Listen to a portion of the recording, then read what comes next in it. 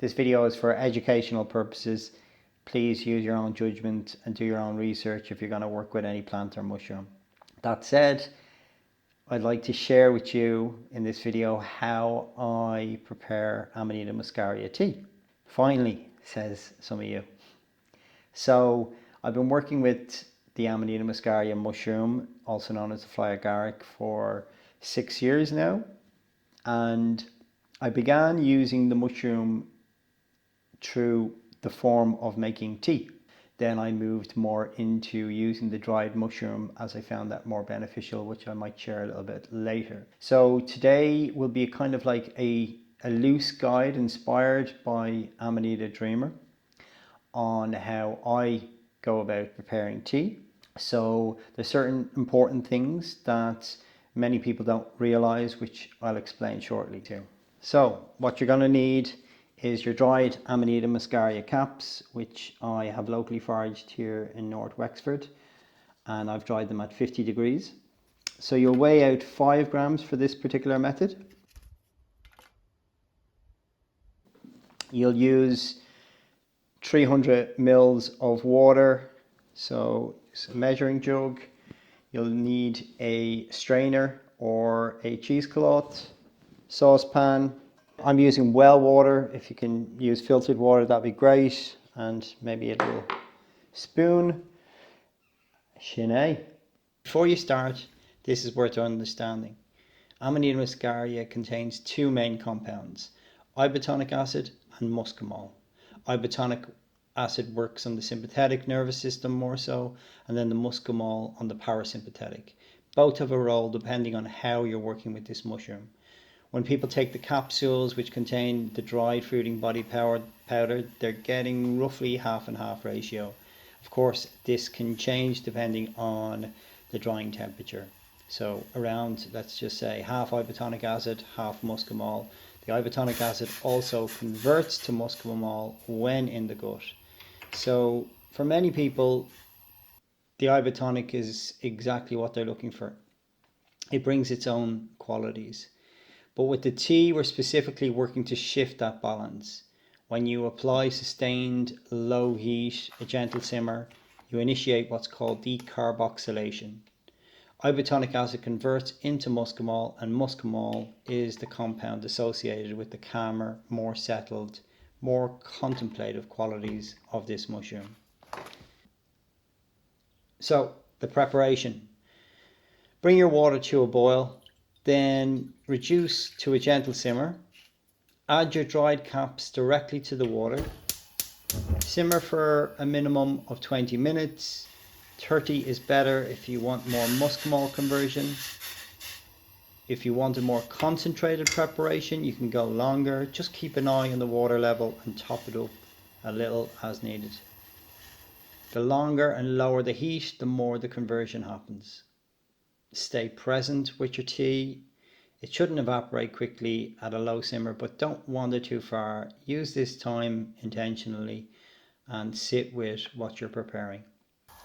The water will take on a golden amber colour as it draws the compounds from the caps. That's what you're looking for. After your simmer time, take it off the heat and let it rest for a few minutes. Then strain through your strainer or cheesecloth into your mug or the container. You want to remove all the cap material. You're drinking the liquid only. What you're left with is a clean amber preparation.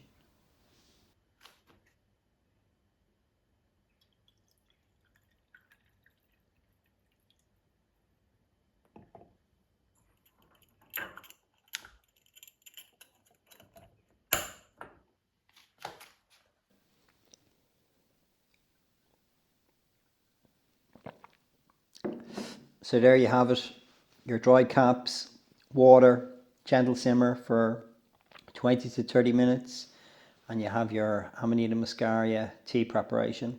So if you'd like to learn more about this mushroom, I have a website, amanitaawakens.com, where I have a blog that covers the history and mystery, the science, a practical guide and resources to download. I also do one-to-one discovery sessions if you want to go have a little bit more guided, personalized information. And I also do events where I collaborate with other people, and we have some Amanita tea, and yeah, they vary from dance to workshops. So yeah, you can find out more about them. There'll be a link in the description. So Sinead, Toga Bugay, and enjoy your tea.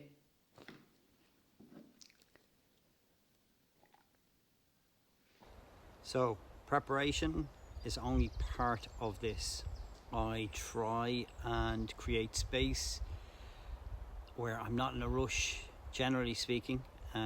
So yeah, I can put good energy into the making of the tea, the whole process, because the experience is not just about the chemistry of the mushroom, it's the chemistry and the context of what you bring to it. So you might ask yourself, what kind of space am I actually preparing for? What am I open to receiving? And it could be just as simple as creating space and using it as a tool to rest, to go into stillness or meditation. So this mushroom has a history of ceremonial use across Siberia, Northern Europe, and even as far as India. And also here on this land, if you follow the research, there are traces of it woven into our Irish and Celtic tradition as well. Tales of crimson foods, cauldrons of inspiration, the connection to the birch, the motifs of wisdom and otherworldly journeys. Yeah, it's there if you look. Outside of the tea, what works best for me is the actual dried mushroom, the dried powder, as I get a full spectrum of the healing compounds and more of the ibotenic, which I go into in a different video. But the tea is something I return to now more often, especially for ceremony preparation and my events. You don't have to approach it in the way I do, and there's many different ways to make the tea. So it's more about how it matters how you arrive more so than what you consume. So Amanita she's